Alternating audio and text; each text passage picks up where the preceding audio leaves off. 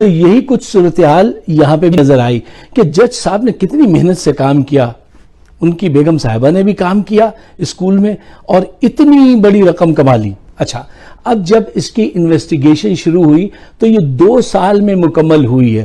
اچھا، 2 سال تک وہ منی ٹریل نہیں دے سکے۔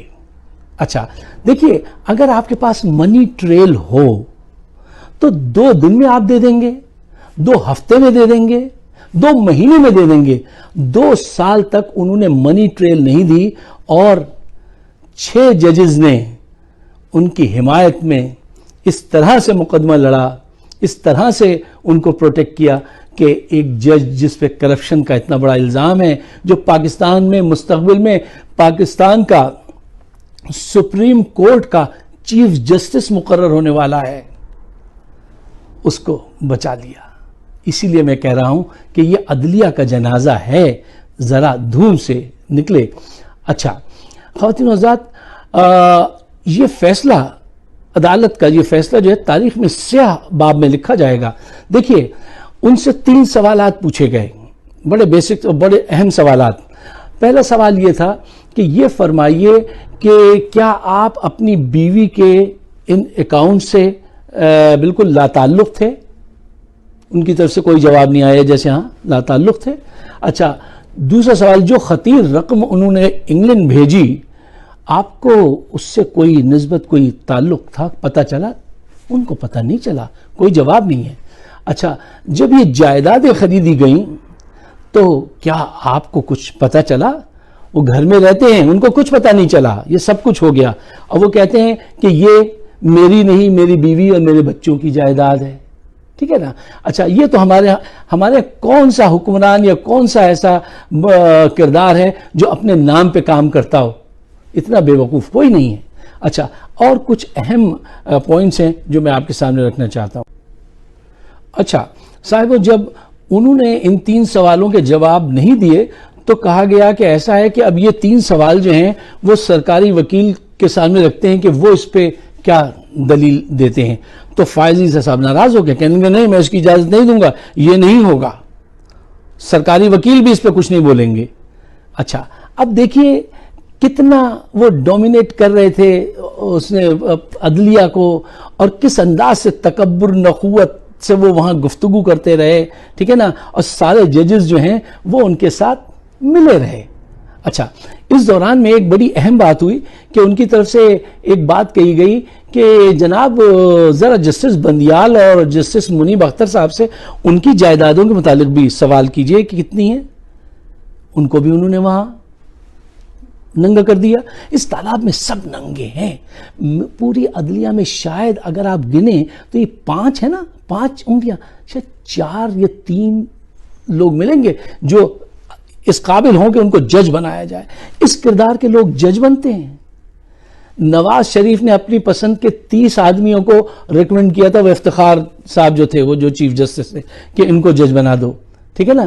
آپ کیا تو ججز جو ہیں، ابھی ایک لمبی بات ہے تاریخ کی، جسٹس منیر سے لے کے آج تک کی بڑی بڑی باتیں ہیں۔ اچھا، جسٹس منیر کا ایک جلدی سے قصہ سن لیجئے۔ ایک ابروہی صاحب نے اپنی کتاب میں لکھا ہے کہ وہ ان کی قبر پہ گئے تو دیکھا صاحب 2 جوتے رکھے ہوئے ہیں، تو کوئی آتا ہے جوتے رکھ کے چلا جاتا ہے۔ تو ایک دن ان صاحب کو پکڑ لیا گیا، بابا جی سے کہا گیا، بابا جی یہ کیا کرتے ہیں آپ، یہاں جوتے رکھ کے چلے جاتے ہیں؟ تو وہ بولا، یہ ایسا چیف جسٹس تھا، اس نے میرے بچے کو مروا دیا، میرا گھر اجاڑ دیا، اب یہ جوتے میں یہاں رکھ کے جاتا ہوں، اس کی قبر پہ مارتا نہیں ہوں، فرشتے آتے ہیں وہی جوتے اس کو مارتے ہیں۔ یہ کریکٹر ہے آپ کے ججز کا۔ پھر میں کہتا ہوں تو کہتے ہیں کہ احترام سے نام لیجئے، ان کے نام احترام سے لینا چاہیے۔ کیا منظر نے کہا تھا، ریشمی لفظوں میں قاتل سے نہ باتیں کیجئے ورنہ شان لب گفتار بگڑ جائے گی، عزت سے نام لیجئے۔ اچھا، اب دیکھیے، خواتین حضرات، یہ جب ایف بی آئی کیا پاکستان میں ہوتا ہے، ایف بی آر کو جب یہ کام سونپا گیا تحقیق کیجئے، تو وہ سارے ثبوت لے کر آئے۔ اچھا، اب وہ ثبوت جو ہیں وہ ان کے ساتھیوں نے جو ہے اس کو ایک طرف کر دیا۔ دیکھیے، اگر آپ ایک اچھا فیصلہ، سچا فیصلہ کرنا چاہتے ہیں تو آپ کے پاس سچے حقائق ہونے چاہیے، سچے ثبوت ہونے چاہیے. سچے ثبوت ہوں گے تو سچا فیصلہ ہوگا. اگر سچے ثبوت ہی نہیں ہوں گے تو اچھی انفارمیشن ہی نہیں ہوگی تو آپ سچا فیصلہ نہیں کر سکتے.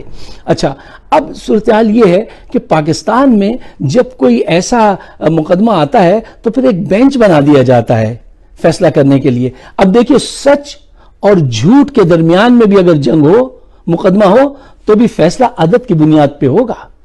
بینچ جو بیٹھا، اگر اس میں 10 آدمی ہیں اور 6 ان کی حمایت میں، یہ انجیکٹ کر دیتے ہیں وہاں اپنی پسند کے لوگ، وہ بیٹھے سن رہے ہیں کیس. اچھا، 6 اگر کہہ دیں نہیں صاحب، فائز عیسیٰ صاحب نے جو ہے دن رات کورٹ چلایا اور بڑی محنت سے پیسے جمع کیے اور ان کی زمینیں تو اتنی تھیں کہ وہ ایک حد نگاہ تک مطلب جسٹیفائی کر دیا.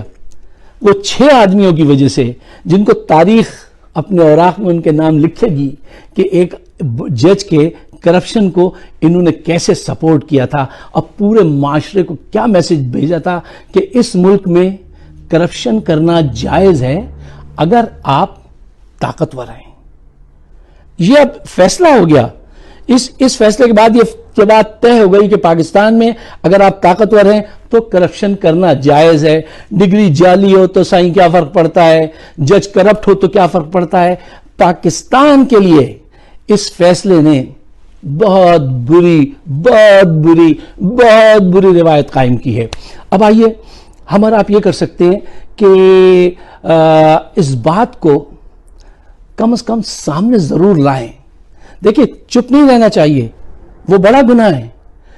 جس وقت کہنے کی بات آتی ہے تو ہمارے لوگ چپ ہو جاتے ہیں، اور جہاں چپ رہنے کی بات ہوتی ہے وہاں پہ بولنے لگتے ہیں. ایسا نہیں کرنا چاہیے. اس کے خلاف آواز اٹھانی چاہیے کہ یہ ججز کس کردار کے ججز آ رہے ہیں. جس معاشرے کی عدلیہ کرپٹ ہو جائے، جس کے انٹلیکچوئلز کرپٹ ہو جائیں، جس کے صحافی بک جائیں، ملک کی نظریاتی سندوں بنیادوں کو کھودنے پہ کام لگ جائیں، این جی او سے پیسہ لیتے ہوں، وہاں فلاح کیسے ہوگی؟ اسی صورت میں ہوگی کہ جب ہم آپ بڑے پیمانے پہ اٹھیں اور ناانصافی کے خلاف آواز اٹھائیں. حضرت امام حسین علیہ السلام نے کہا تھا کہ انصاف کے لیے جتنی دیر سے اٹھو گے اتنی بڑی قربانی دینی پڑے گی. تو we better get up now. پاکستانیوں، get up and get them. آپ سب کا بہت بہت شکریہ.